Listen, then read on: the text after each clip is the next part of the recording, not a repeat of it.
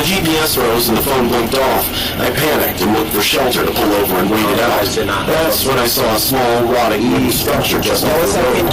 It looked like a shed. Hey, what's up, man? I didn't care. What's up? I pulled in beside it, killed the engine, and ran through the storm toward the only dry spot for miles. The second I stepped inside, I knew something was off. The smell of decay, something else, that decay hit my nostrils. The air felt thick, almost difficult to breathe. The inside of the shed was dark, except for the occasional flicker of lightning slicing through the gaps in the wood. I flipped my lighter to see around a little more clearly, and I almost had a heart attack. Someone was inside the barn already. Who's there? An old woman hunched over in the corner. What the fuck is that, man? What the fuck? Yeah, instantly bringing out the shotgun. I'm instantly bringing out the shotgun on this bitch. She don't even look like a fucking... Nigga, that's a zombie. That's a zombie, bro. I ain't gonna hold you, man. Get her gone. On the dirt floor, she wore a ripped shawl over her shoulders, so clinging to her skin. Her gray hair hung in tangled ropes down her back. I nearly jumped. Sorry, I said.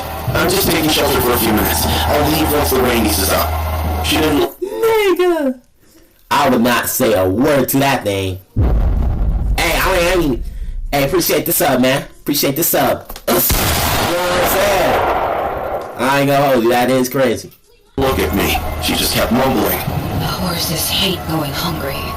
I glanced around. The shed was empty. No animals, no stalls, no hay bales. But the floor was covered in deep, fresh-looking hoof prints. That's like water pooling in them. Like What the made. fuck? Hold on, let me pause this real quick. Yo, chat, what the Nah. That is brazy, man. Chat, my shit is on the edge, bro. This is how I have my shit. Alright, bro. Yo! Hey! Thank you for the 3 people that just solved that, bro. I ain't gonna hold you, man. WTV, man. Hey, go put the Jpeezy game, bro. Alright, bro. Let's get back into the video, though. Okay. Yo, W Don in the I told myself maybe this woman was just mentally unwell, maybe a squatter. I decided to stay near the entrance and not get involved. That's when she started coughing. Not a normal cough, something wet and gagging. She dropped to her knees, clutching her throat. Ma'am? I took a step forward. This nigga has the survival instincts of a fucking ant. Why would you walk close to the fucking thing that obviously has mental issues and looks like a fucking zombie? Like, bro, what is up with these people, man? I'm unsure what to do. Are you feeling alright? She continued coughing. She could barely speak. Just when I thought she was going to faint, she started pulling something from her mouth. It was long, black hair. Like it had been stuffed deep inside her throat. Her eyes welled up with tears as she gagged and whispered. They said I was possessed. I was just sick. Her body convulsed once, twice, then everything stopped. She slowly turned her head toward me, and I swear to God her eyes rolled back completely white. It was as if something else was speaking within her. You brought them back. Her jaw slowly stretched to a wide hollow, and I screamed into the night. The shed groaned as thunder cracked overhead. I didn't wait to understand what she meant. I turned and sprinted into the storm, not even looking back. I jumped in my car, fumbled with my keys, and peeled off that property like my life depended on it. It probably did. Even after getting home, I couldn't shake it. The voice, the hair, the hoof prints. I kept thinking about what she said. They said I was possessed.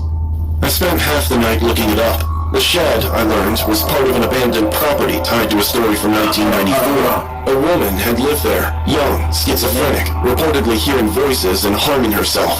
Her family didn't trust doctors. Instead, they called in a group of rogue priests to perform an exorcism. It got out of hand. They tied her to a wooden beam and beat her with Bibles, starved her, and forced her to drink holy water until she choked. They said she was possessed by demons. She died 3 days later, bruised, broken, and disfigured. There were photos from the police investigation. One of them showed her body. Her face was smeared with moldy oats. What the fuck? After that, no one touched the property. Locals say her spirit still fed. That bitch was a zombie. She was a fucking zombie. Horses. Sometimes, if you got close enough, you would see hoof prints circling the shed, but you would never see any actual horses. They said anyone who heard her say, The horses are hungry. would eventually start hearing it too. That line chilled me, because she didn't just say it once. When I tried to sleep that night, every time thunder rumbled outside, I swear I heard a dull clop, clop, clop coming from my driveway. Hey, not gonna lie, I'm staying up the whole night after that.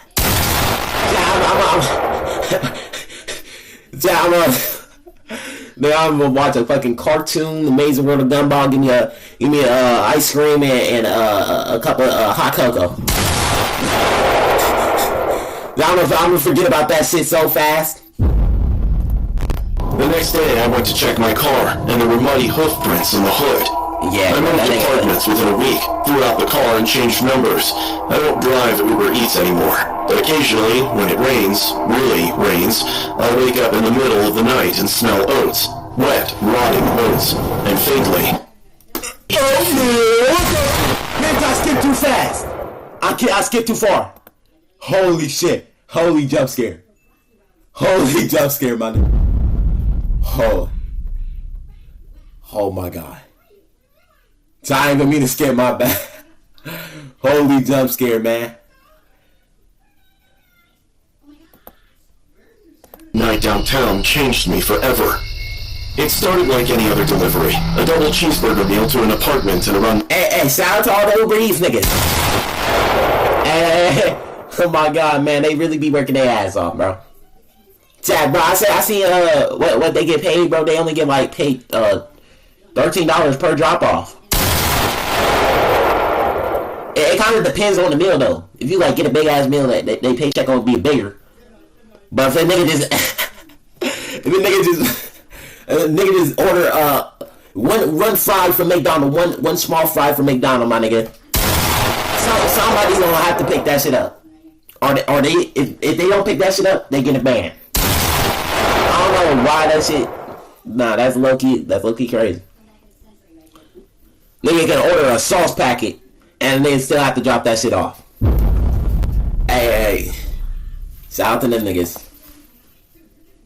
Down building on the edge of the city. It was the kind of place that had damp walls and peeling wallpaper. As I walked up the narrow stairwell, the hairs on the back of my neck stood up. Something about the quiet was... Exactly why I have the lights on. Still, I knocked on the door. The guy who opened it barely cracked it an inch. I only saw part of his face. Thin, pale skin stretched tight over sharp cheekbones with acne all over. He had no... Little bitch! Take a shower! The fuck is this?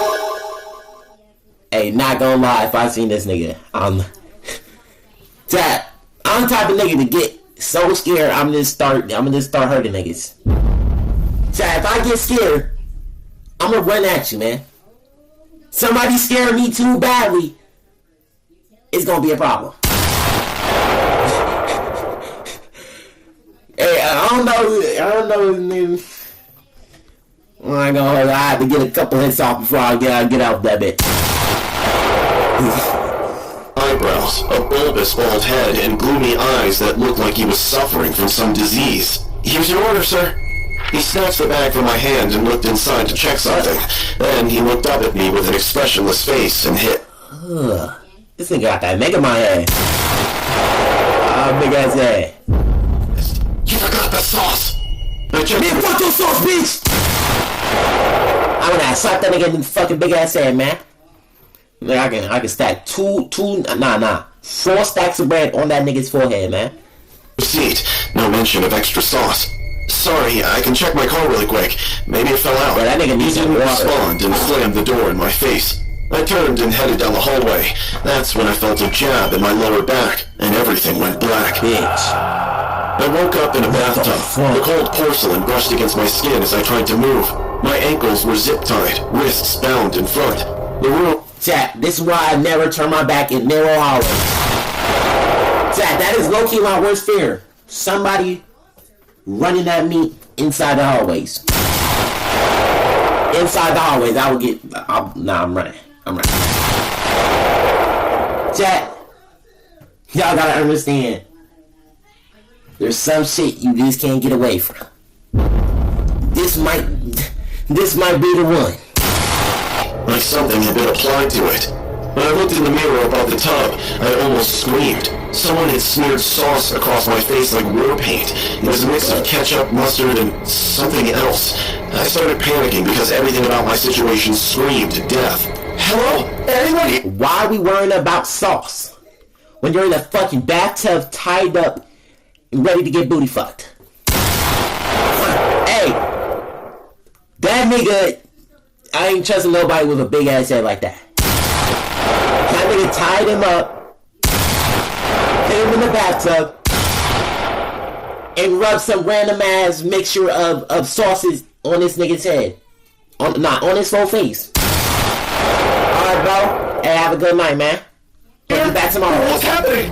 My screams were interrupted by a distant hum. It was off-key and tuneless. All of a sudden, the bathroom door creaked open, and a man stood there, holding a large kitchen knife in one hand and a rusted meat cleaver in the other.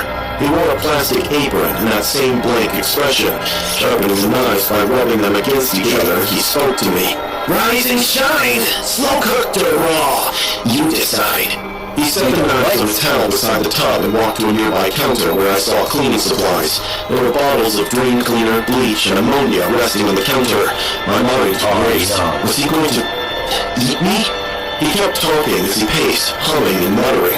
Whatever he said made no sense. And the next, he ranted about his mother and how she made him eat cold meals. It's time to fix things now. I've been dreaming about this moment for so long. A feeling of harvesting fresh meat and then savoring it. Yum. He was salivating while speaking. In my mind, my gut whispered, get out. What happened to this nigga Uber Eats order? What the fuck is wrong with these niggas, man? Jeffrey Dahmer bitch nigga, man. What the fuck is wrong with these, man? I'm going to kill you! I shifted, slowly testing the zip ties. My left foot was a little loose, but without freeing my hands, I could do nothing. Suddenly, my eyes... Not gonna lie, when I broke out of the zip ties. So I turned into an Incredible Hulk. Nigga, I see two knives right there, man. You're fucking dead. Nigga was sitting down. I had all that time to get up out of that bath and murk this nigga. Stabbing this nigga about 36 times before he even gets up and start chasing me. The acid drain cleaner, thick red lettering, heavy duty. If I could just get to it. He leaned over to look at my face. You got nice skin. Your skin would crisp up really well in the oven. I believe this was my only opportunity. I faked a sob and leaned toward him, making it seem like I was breaking down. Please let me go! You don't want to do this! He crouched beside me, savoring the moment. His shoulders trembled as he laughed silently, but he had no idea what I was going to do next. I yanked my legs free from the zip ties and kicked them into the chair. I rolled onto my side, got up by supporting myself on the wall, and grabbed the bottle with my bound hands. Get him in his eyes! Get him in his eyes! I twisted the cap with my mouth. My lips burned from touching the acid, but I didn't care. Throw this shit on his face! You can't get out! Ow! He was about to lunge at me holding the knife when I splashed the drain cleaner, aiming for his face. It burns! It burns! The scream was unlike anything I'd ever heard. He clawed at his eyes, dropping the knife. I scrambled to my knees, slipping on the tiled floor as I saw blistering skin on his cheek. I bolted from the tub. I was set to make a run when he grabbed me by the shoulder and turned me to face him. Half of his face was melted, and his skeleton peering from underneath.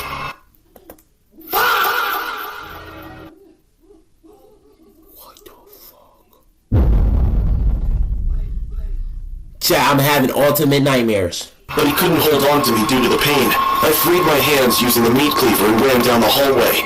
The front door had 2 deadbolts, but only one was locked. Despite my fumbling fingers, I managed to open it. I ran barefoot into the street, waving my arms like a lunatic. A gas station clerk across the block saw me and ran out. I collapsed in front of him, sobbing, still smeared in sauce, zip-tied, with blisters around my mouth. The clerk took me to the hospital, where they also called the cops. I told them every single detail I could remember about the man. The police found him hours later, half-conscious, face ruined, still muttering about seasoning. His apartment had a fridge filled with meat, and it wasn't just from animals. I quit.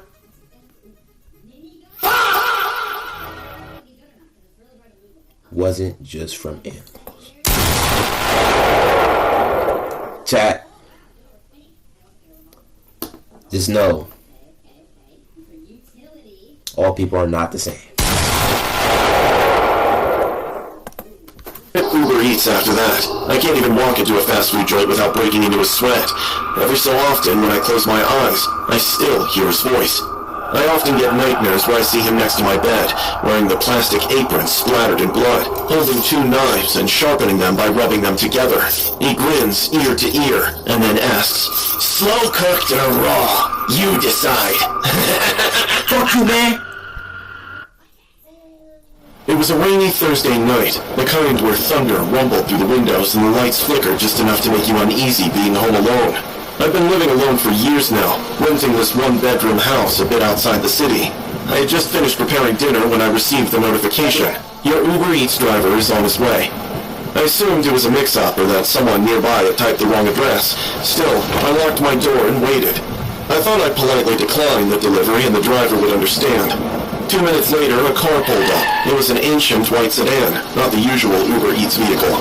The individual who stepped out didn't quite seem like a delivery guy. He had no uniform or badge. That nigga looked like Michael Jackson. This nigga looked like an evil Michael Jackson.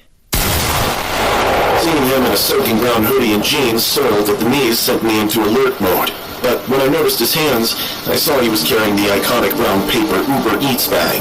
He rang the doorbell. I opened the door just slightly, without letting my guard down. Sorry, but I haven't ordered anything. I think you got the wrong house. You sure? He questioned, his grin making my skin crawl. It's already paid for. I just need to come in and set things up for you. No, thank you. I said hastily, closing the door. Through the peephole, I watched him stroll slowly back to his car, but he didn't leave right away. He stood beside the car, staring at my house in the rain for at least 7 minutes before finally driving off. 7 minutes? In the rain? Nah. That nigga wants her soul. 7 minutes. Yeah, something wrong with these. Breathing a sigh of relief, I told myself I needed to stop overthinking everything. Fast forward 2 hours, I was lying on my bed, watching my favorite YouTuber, IMR Scary Tales, when I heard glass shatter in the kitchen. I thought I'd check it out, but almost immediately I heard footsteps in the hallway. I locked my door and backed cautiously into my bedroom, my heart thumping. I slid beneath the bed, trying to calm my breathing. The footsteps were heavy, wet, and slow. I was shaking, wondering who it could be, when I heard the intruder speaking to himself in the dimly lit hallway. Gotta feed her. She needs to eat proper. Peeking through the keyhole, I saw it was the Uber Eats driver. He still carried the brown paper bag.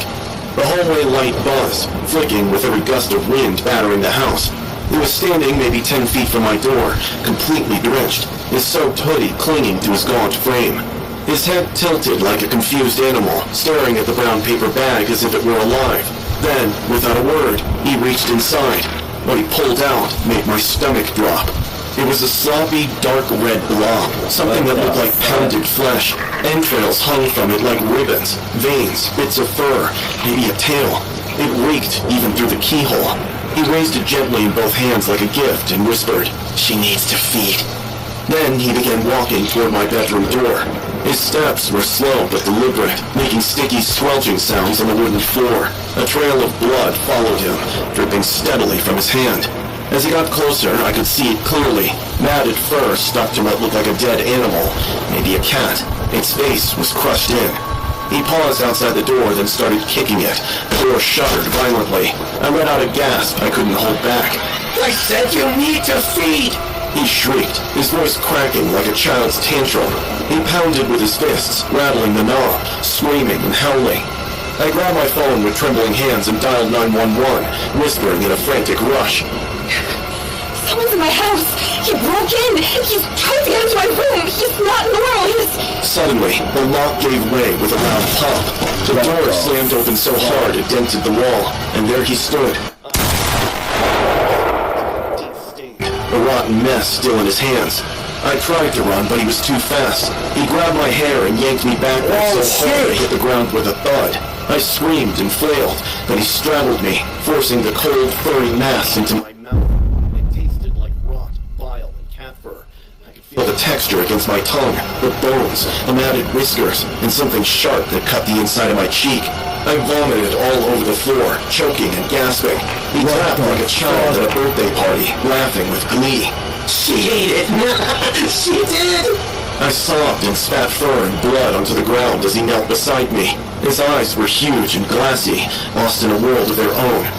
Uber Eats fired me, he muttered. Said I was too slow, and I couldn't finish deliveries. So now, I deliver personally.